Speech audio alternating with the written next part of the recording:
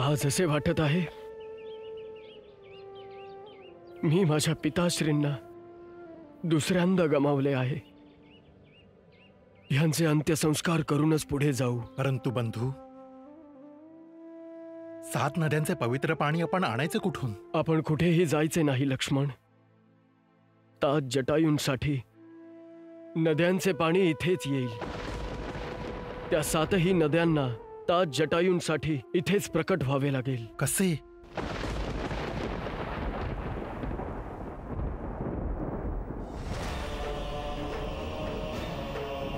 हे गंगा, यमुना, गोदावरी, नर्मदा, सिंधू, कावेरी आणि सरस्वती, मी दशरथ पुत्र राम आपणास आवाहन करीत आहे की कृपा करून आपण इथे प्रकट व्हावे।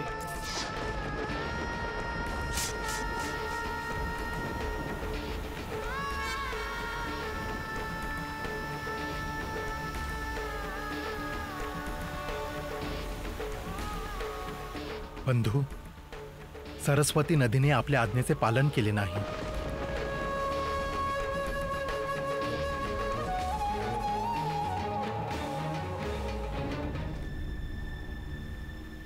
हे सरस्वती नदी, जर तू ह्याच क्षणी इथे प्रकट झाली नाहीस तर माझा हा बाण स्वयं तुला बंदी बनवून इथे घेऊन येईल।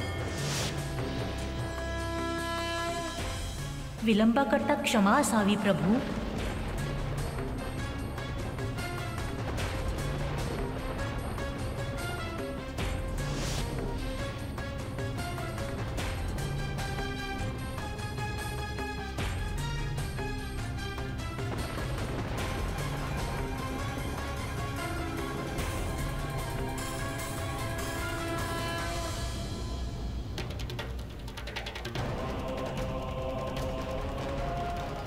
चला वे बंधू, आपण दक्षिण दिशेत जाऊ रावणाला शोधण्यासाठी।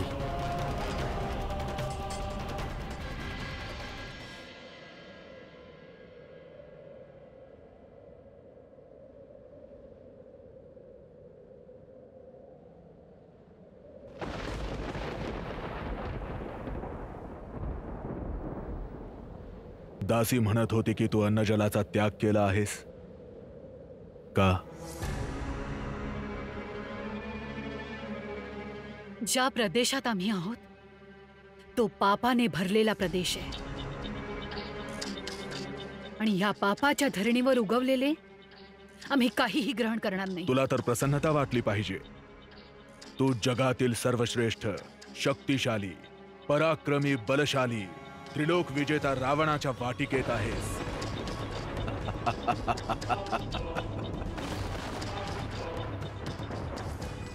तू तुझ्या या पापी हातांनी आम्हा स्पर्श केलायस। तुझा सर्वनाशासाठी तुझा एवढाच दोष पुरेसा आहे। धर्मपरायण श्रीराम नक्कीच तुझा आणि तुझ्या या लंकेचा विनाश करतील। कोणत्या रामाबद्दल बोलत आहेस तू?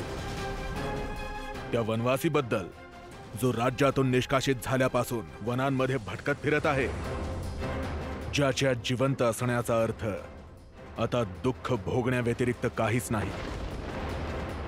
सुंदरी, तुझा जन्म जगातील सगळी सुख भोगण्यासाठी झालेला आहे, जी हा लंकेश रावण तुला देऊ शकतो। आम्ही तुला लंकेची महाराणी बनवू। आमचा विचार तुझ्या मनालाही स्पर्शू देऊ नकोस, कारण तुझी तेवढी पात्रता देखील नाहीये। मिथिलेश कुमारी, आमचं मन तुझ्यावर आलंय, आमचं प्रेम आहे तुझ्यावर। या प्रेमाला अधर्म समजू नको। आम्ही राक्षस आहोत। परस्त्रियांवर प्रेम करणं, त्यांचं बलपूर्वक हरण करणं हा तर राक्षसांचा धर्म आहे। परंतु तू आमचा विश्वास कर। जोपर्यंत तू आमचा स्वीकार करणार नाहीस, आम्ही तुला स्पर्श करणार नाही। हे चंद्रमुखी, तू स्त्रियांमध्ये रत्न आहेस, अद्वितीय आहेस. आम्हाला तर असं वाटतं की रूपाची रचना करणारा विधाता तुझ्यासारख्या रत्नाला बनवून रचना करणंच विसरून गेला. म्हणूनच तुझ्यासारखी एखादी दुसरी स्त्री या पृथ्वी तलावर नाही. तुझी ही प्रशंसा आणि विनम्रता तुझ्या दुष्कृत्यांवर पडदा टाकू शकत नाही. ह्या क्षणी तुझे बोलतो आहेस ते तुझे मन नाही. तुझी विलासता तुझ्याकडून वदवून घेते. तुझ्या ऐश्वर्याने आणि धनाने आम्ही प्रसन्न होणार नाही.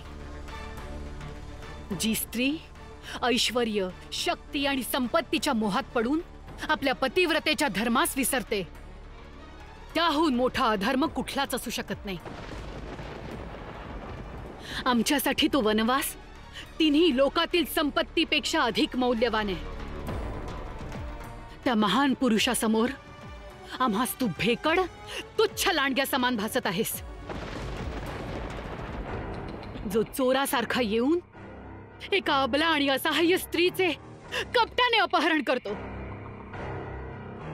धिक्कार आहे तुझा, तुझ्या मातेचा, तुझ्या पूर्वजांचा, तुझ्या अख्ख्या कुळाचा धिक्कार आहे. एकदा नव्हे, सहस्त्र वेळा धिक्कार आहे. सीते,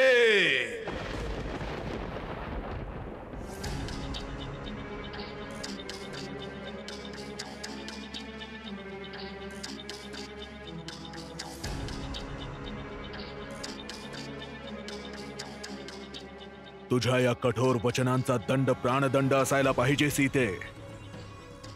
परंतु आमचं प्रेम आमचा क्रोध नियंत्रित करत आहे. आम्ही आजच तुझ्या पतिव्रता धर्माचा अभिमान मोडून काढू. आम्ही आता याच वेळी तुला लंकेची महाराणी होण्याचं सौभाग्य प्रदान करू.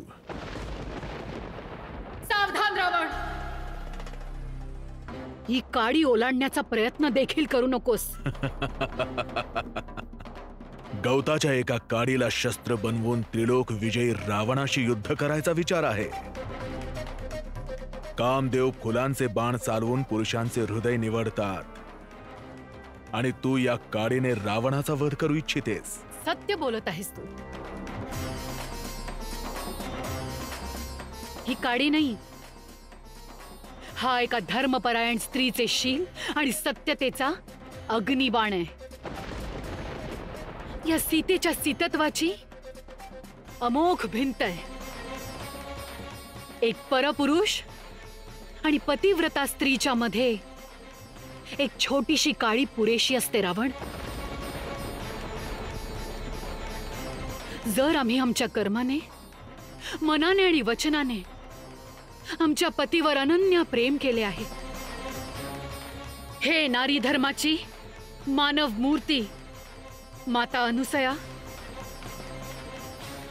या काडीस ओलांडल्यावर हा मानव भस्म होऊ दे. रावण तो पापी नाही जो तुझ्या म्हणण्याने भस्म होईल. सीते, ये आमच्या जवळ. सावधान रावण, तू माझ्या पत्नीचा विनयभंग केला आहेस. मी श्राप देतो, जर तू कुठल्याही स्त्रीच्या इच्छेविरुद्ध तिचे शीलभंग केलेस तर तुझ्या शिराचे तुकडे तुकडे होतील.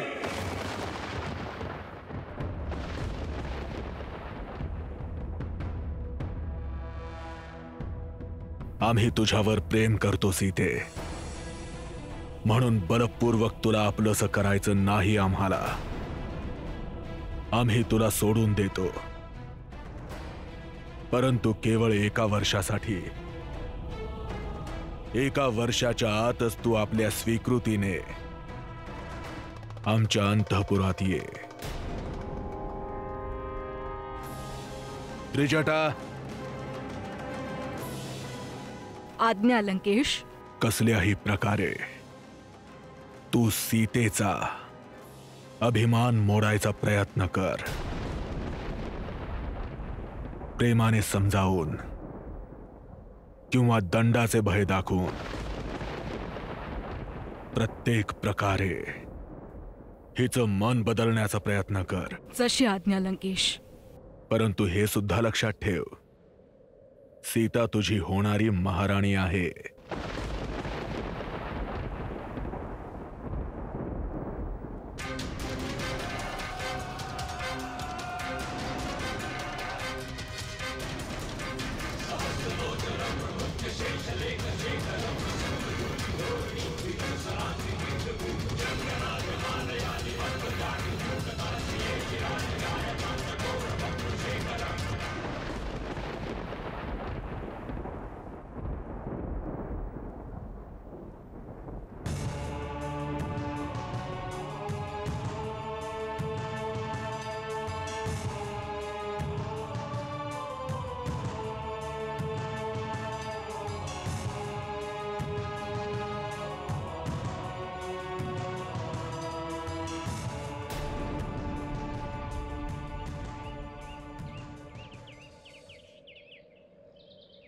बंधू,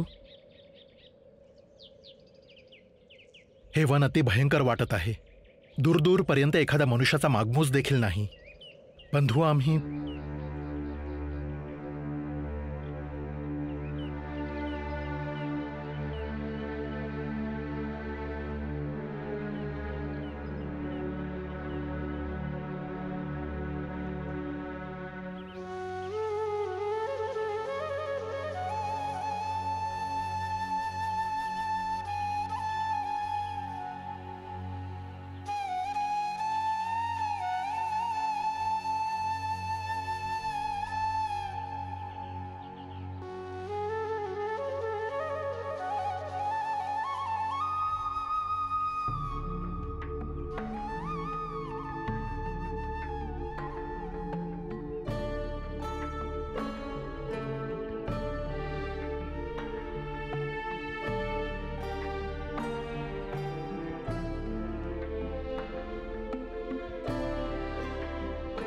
लक्ष्मण, सीतेला हे मयूरपंख अतिप्रिय आहेत. अतिप्रिय.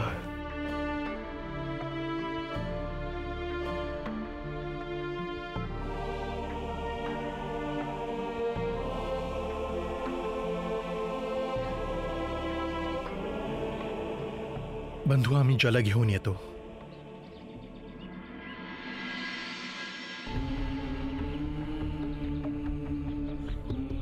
आम्हास खेद आहे सीते. जेव्हा तुला रक्षणासाठी आमची आवश्यकता होती त्या क्षणी आम्ही तुझ्या समीप नव्हतो. आम्ही आयुष्यभर तुझ्या सुरक्षेचे वचन दिले होते, परंतु तुझे संरक्षण करू शकलो नाही. आम्हास क्षमा कर प्रिये, आम्हास क्षमा कर.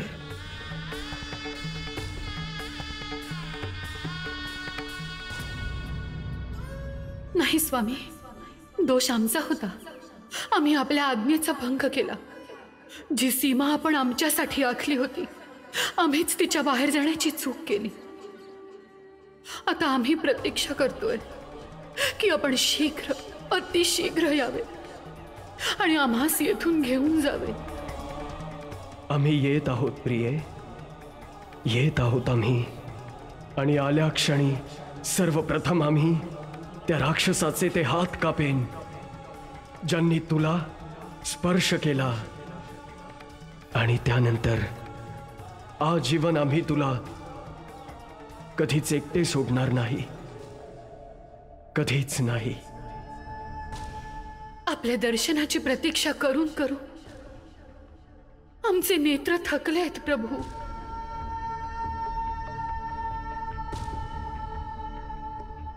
आमचे हृदय तुझ्या कामनेसाठी पीडित आहे सीते.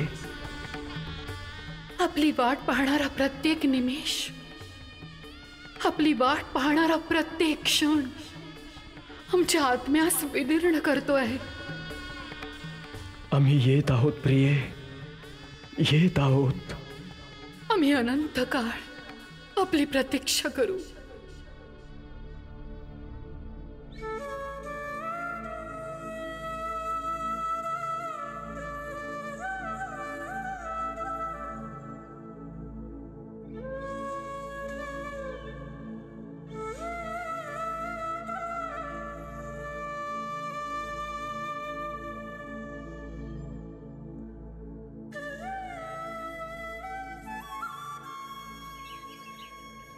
तुझी मनस्थिती आम्हास समजते देवी सीता, परंतु काळ कायम एकसारखा राहत नाही. जसे दिवस रात्र बदलतात, ऋतू बदलतात, काळ देखील बदलतो.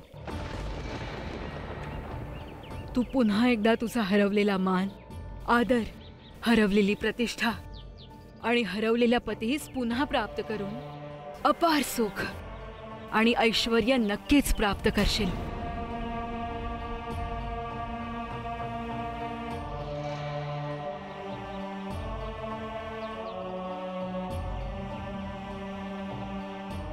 तू विचार करत असशील की राक्षस कुळात असून देखील मी तुझ्याशी अशा गोष्टी बोलून तुझी फसवणूक तर करत नाहीये. या त्रिजटास तू आपली मैत्रीण समज सीता, कारण तुझी पतिभक्ती पाहून मी तुझी भक्त झाले आहे. आम्हास ज्ञात आहे तू जेव्हापासनं इथे आली आहेस तू काहीच खाल्ले नाही.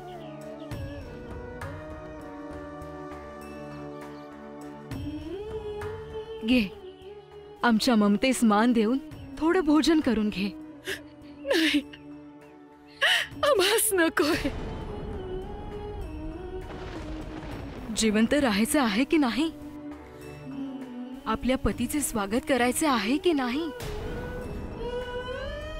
हृदयात तुझ्या पतीस पुन्हा प्राप्त करण्याचा विश्वास आहे की नाही?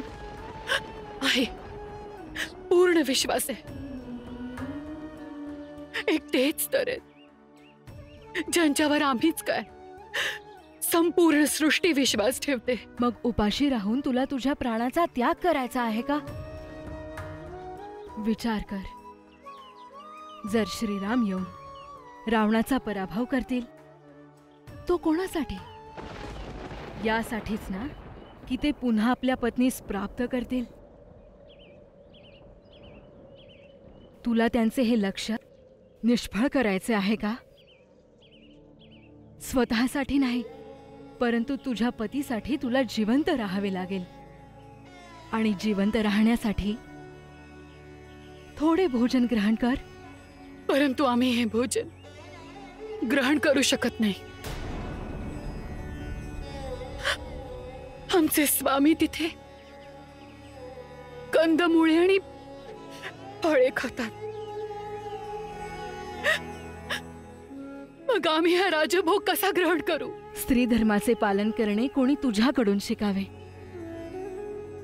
उद्या मी तुझ्यासाठी कंदमुळाचे सात्विक भोजन घेऊन येईल. परंतु कसे? लंकेत देखील काही सात्विक लोक आहेत, महाराज विभीषणांसारखे नीतिवान. मी तिथूनच तुझ्यासाठी सात्विक भोजन घेऊन येईल पुत्री. माते. होय पुत्री, आम्हास एकही संतान नाही. तुझ्यासारख्या आदर्श पुत्रीस प्राप्त करून आम्ही धन्य झालो. माते. होय पुत्री.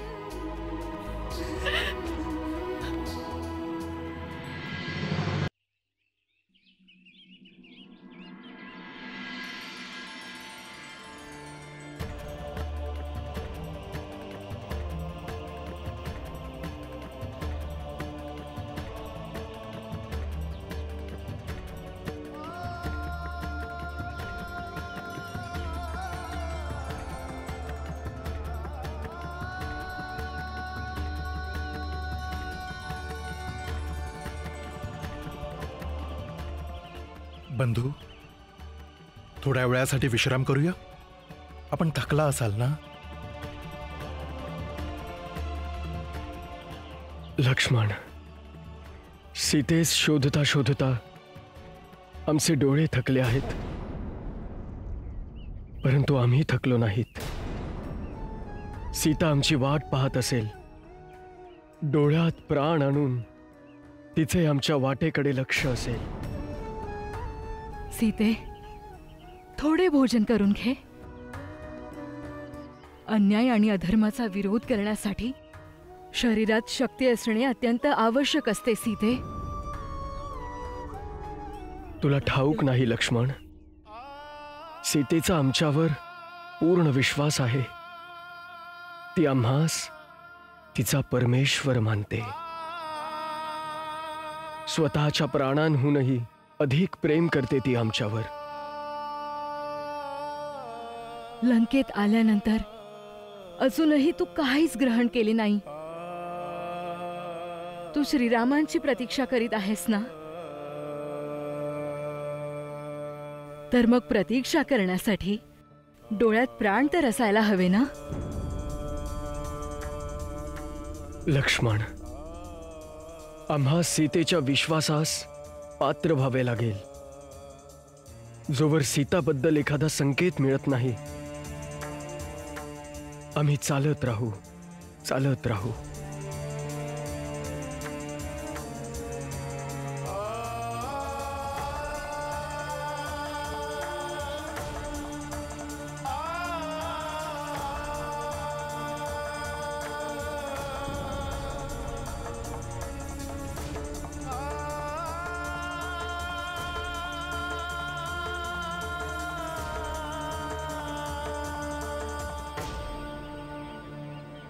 बंधू,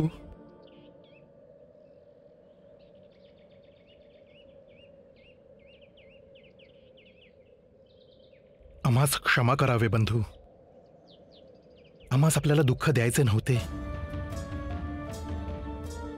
परंतु बंधू, आपण काहीच खाल्ले नाही. आम्ही आपल्यासाठी फळे घेऊन येतो. नाही लक्ष्मण, सीताने देखील काहीच खाल्ले नसेल.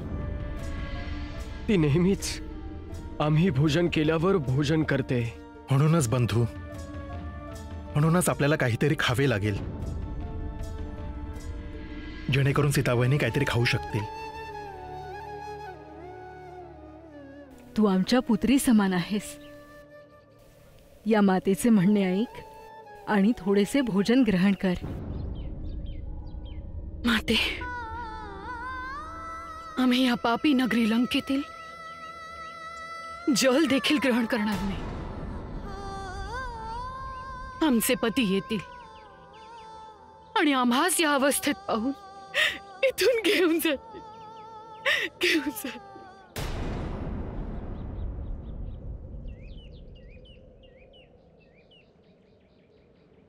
हे देवतांनो, गंधर्वांनो, यक्षांनो, किन्नरांनो, अप्सरांनो, आमच्या सीतेचे रक्षण कर.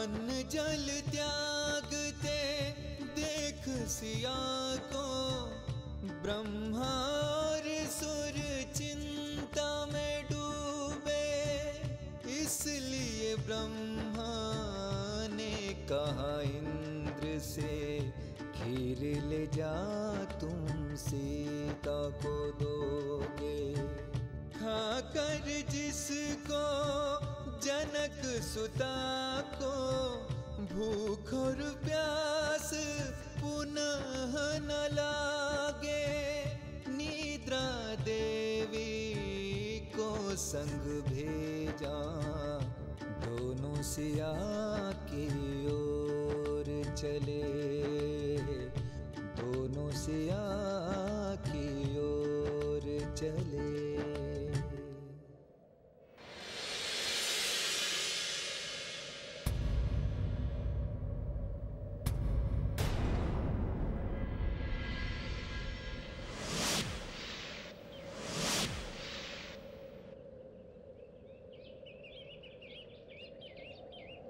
हे देवी, आपले कल्याण असो.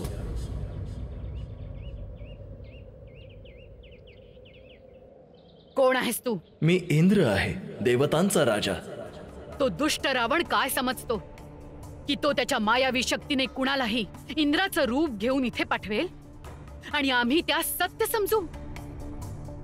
निघून जा इथून, निघून जा. हे देवी, मी प्रत्यक्ष देवेंद्र आहे, रावणाचा कोणी मायावी सेवक नाही. साक्षात परमपिता ब्रह्मदेवांनी मला आपल्या सहाय्यतेस पाठविले आहे. माझ्याच आदेशाने निद्रा देवीने ह्या सगळ्या राक्षसिणींना मोहित करून निद्रेच्या अधीन केले आहे. मी निवेदन करण्यास आलो आहे की प्रभू श्रीराम आणि सुमित्रानंदन लक्ष्मण आपल्या शोधात ह्याच दिशेने येत आहेत. स्वतः प्रभू श्रीरामांनी आम्हासे आवाहन केले आहे की आम्ही आपणास सांगावे की त्यांनी अन्नग्रहण केले आहे. देवी जानकी, पितामहांच्या आदेशावरून मी आपल्यासाठी हे हविष्यान्न आणले आहे. हे जर आपण ग्रहण केलेत तर मग कधीही आपणास तहानभूक लागणार नाही. कृपया याचा स्वीकार करावा.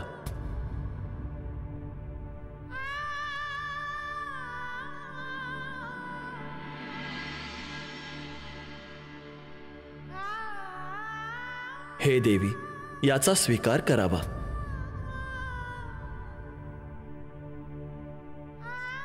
परंतु आम्ही हे मान्य कसे करावे की आपणच देवेंद्र आहात?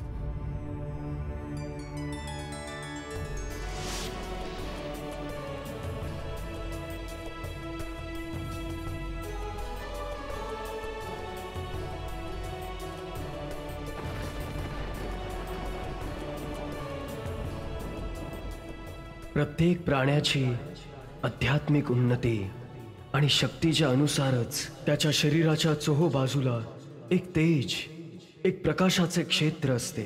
शक्ती जेवढी जास्त असेल, प्रकाशाचे क्षेत्र तेवढेच मोठे असेल. देवेंद्र,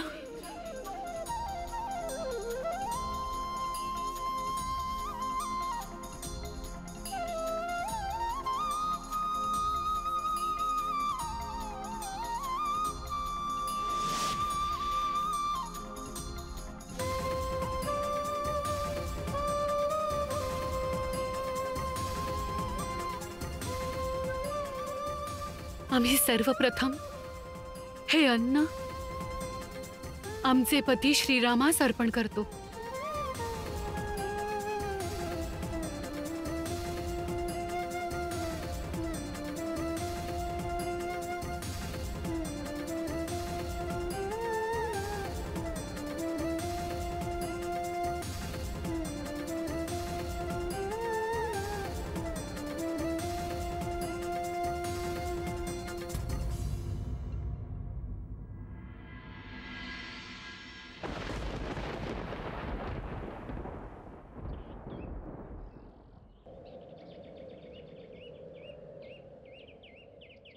बंधू, असे वाटत आहे की राक्षसांच्या दहशतीमुळे हे वन निर्मनुष्य आणि जीवरहित झाले आहे. असे वाटते की इथे जीवनच नाही आहे.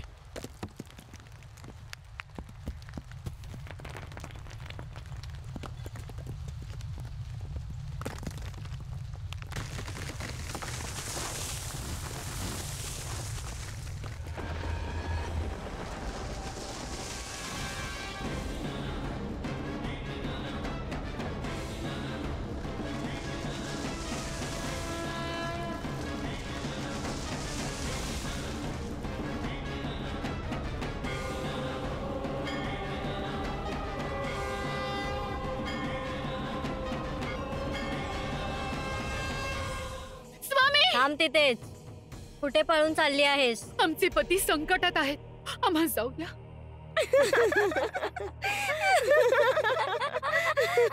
आम्ही सत्य सांगत आहोत. कदाचित त्यांच्या सोबत काहीतरी अशुभ घडले आहे. हे सगळे काय चालले आहे? तुम्ही सगळ्या वेड्यासारख्या हसत का आहात? माते, माते, आमचे पती घोर संकटात आहेत. आम्हाला वाटते की त्यांच्या सोबत काहीतरी अशुभ घडले. तू चिंता करू नकोस. ते सक्षम आणि शक्तिशाली आहेत. त्यांना काहीही होणार नाही.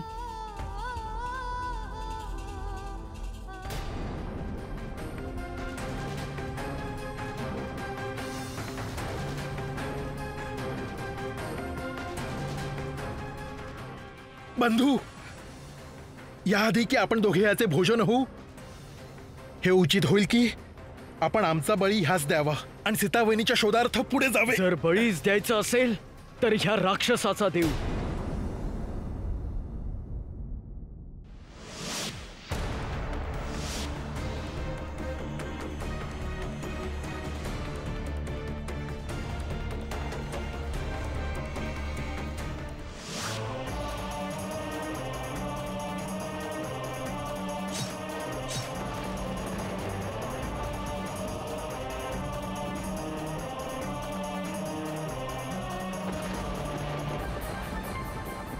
वीरांनो, तुम्ही दोघे कोण आहात? हे इक्ष्वाकूंचे वंशज महाराज दशरथांचे पुत्र श्री राम आहेत आणि मी यांचा अनुज लक्ष्मण. माझ्या या दोन्ही भुजा माझ्यासाठी बंधन होत्या.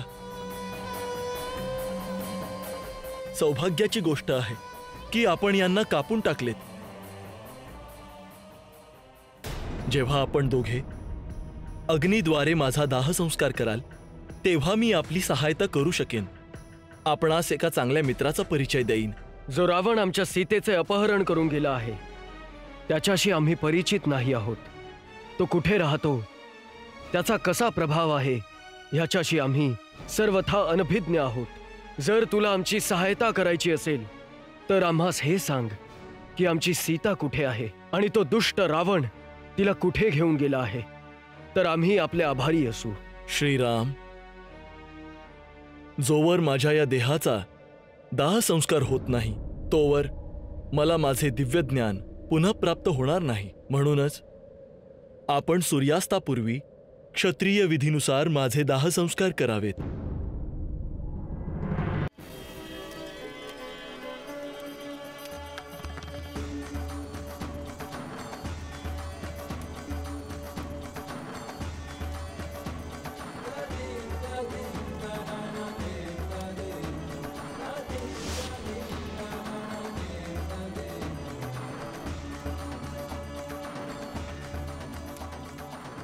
मी आपणास एका अशा पुरुषाचा परिचय करून देत आहे ज्याच्या सहायतेविना आपण आपले मनोरथ पूर्ण करू शकणार नाही. त्या पुरुषाचे नाव सुग्रीव आहे. ते जातीने वानर आहेत. अतः सीतेचा शोध घेण्यासाठी आपले सहाय्यक असतील आणि मित्र देखील. परंतु आम्ही सुग्रीवपर्यंत पोहोचणार कसे? इथून पश्चिम दिशेस दूर दूर पर्यंत फुलांनी बहरलेले मनोरम वृक्ष आपणास दिसतील. अशा प्रकारे आपण एका पर्वतावरून दुसऱ्या पर्वतावर आणि एका वनातून दुसऱ्या वनातून जात पंपा नामक पुष्करणीच्या तटावर पोहोचाल.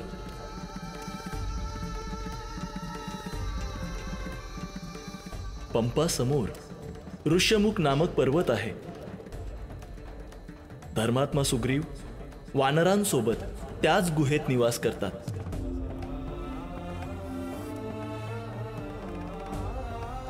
आता आपण परमधामास जावे.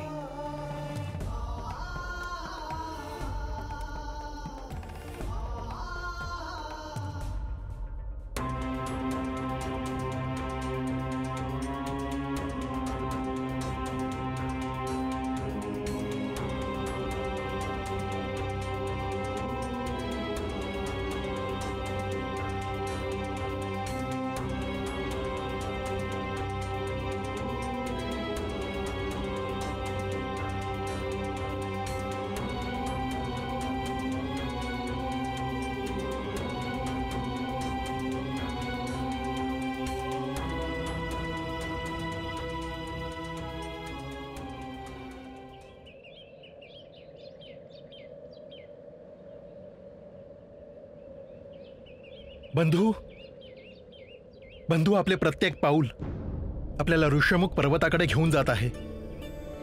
ते पहा.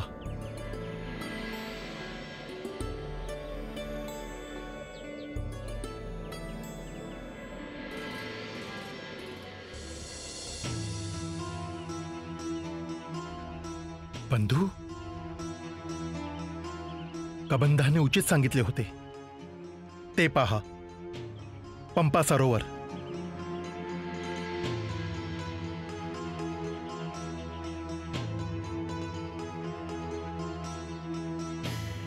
परंतु बंधू, तो आश्रम कोणाचा आहे? तिथे कोण राहत असेल?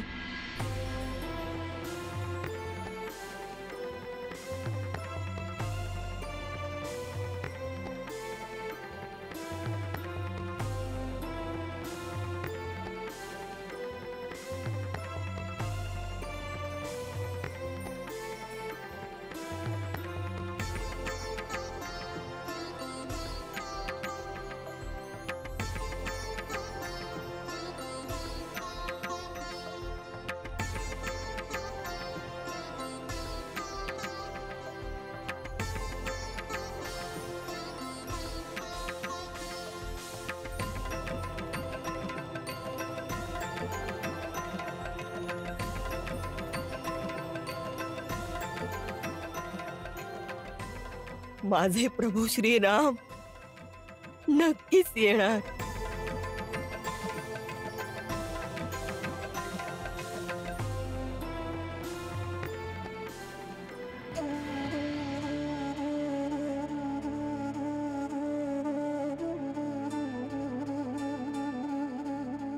माझे प्रभू श्रीराम माझ्याद्वारे अवश्य येतील.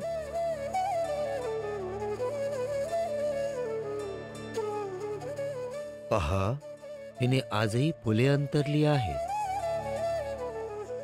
का महात्मन? कोण आहे ही? आणि कोणासाठी या फुलांच्या पायघड्या आहेत? आपल्या प्रभू श्रीरामांसाठी, जे तिच्या आश्रमाच्या आसपास कधी फिरकले देखील नाहीत. ते येणार, अवश्य येणार.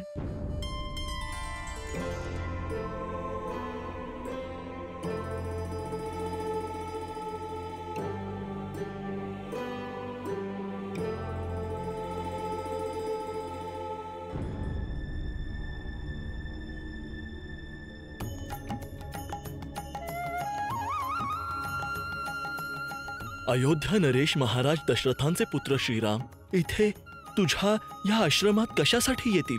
ते येतील, अवश्य येतील. माझ्या गुरूंनी मातंग ऋषींनी सांगितले आहे.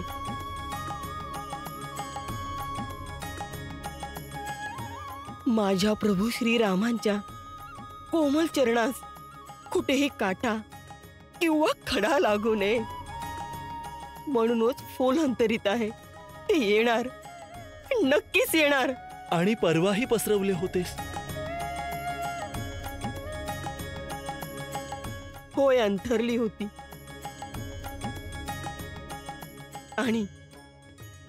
आणि पुन्हाही शबरी आपल्या प्रभू श्री रामांसाठी अशीच फुले अंथरेल.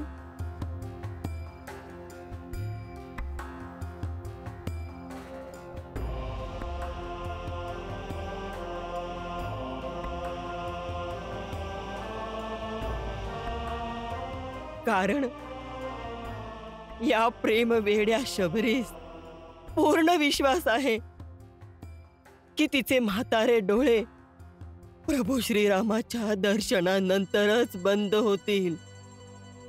ते येणार, अवश्य येणार. आम्ही आलो आहोत, आम्ही आलो आहोत माते.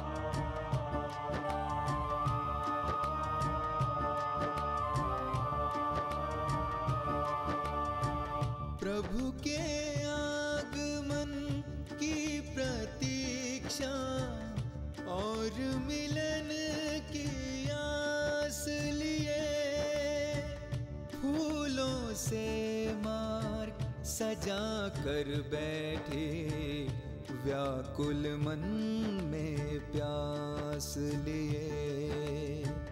जो प्रभु आव शबरी देखा मारे खुशी के छल के नैना, भाव विभोर प्रभु को निहारत, निकसत नाहि मुख सो बैना, निकसत नाहि मुख सो बैना।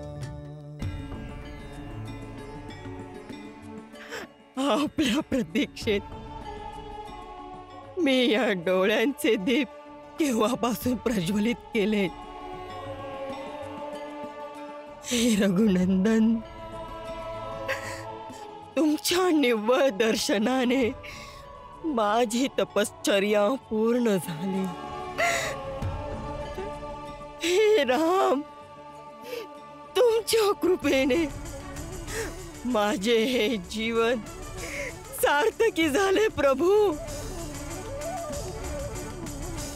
आणि ती पूजा ही सार्थकी झाली जितक्या वर्षापासून मी माझ्या गुरुजनांची करत होते। माझे प्रभू, माझे श्रीराम,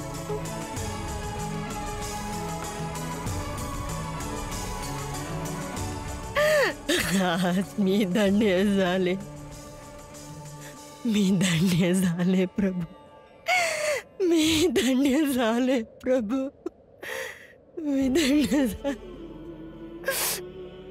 प्रभू।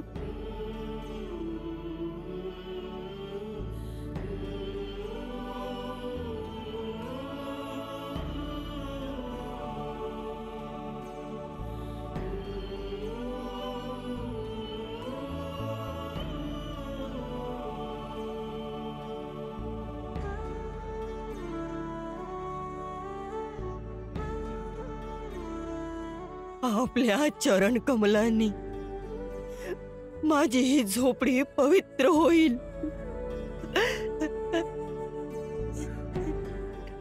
यावे प्रभू, यावे।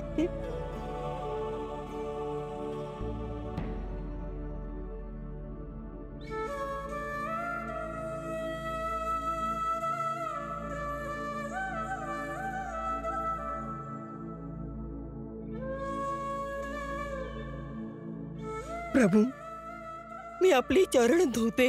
नाही माते, आता ह्याची काही आवश्यकता नाही। आपल्या स्नेहपूर्ण अश्रूंनी मी आधीच पवित्र झालो आहे। प्रभू, आपल्याला भूक लागली आहे ना? होय। मी आता फळ घेऊन येते, फळ घेऊन येते, फळ घेऊन येते।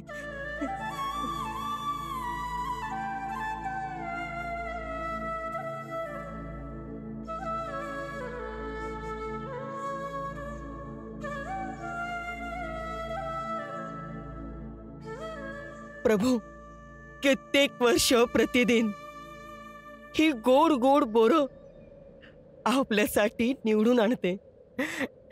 खावे प्रभू, खावे।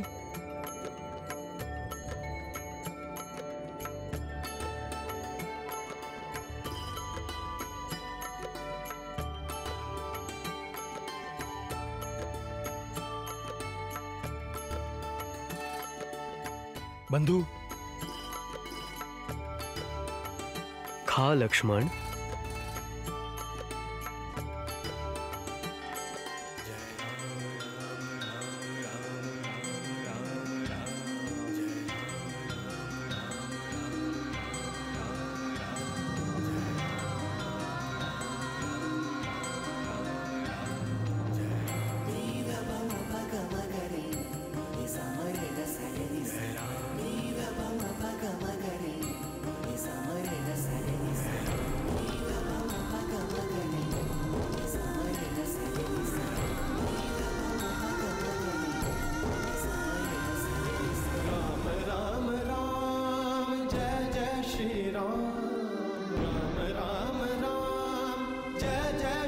खा लक्ष्मण।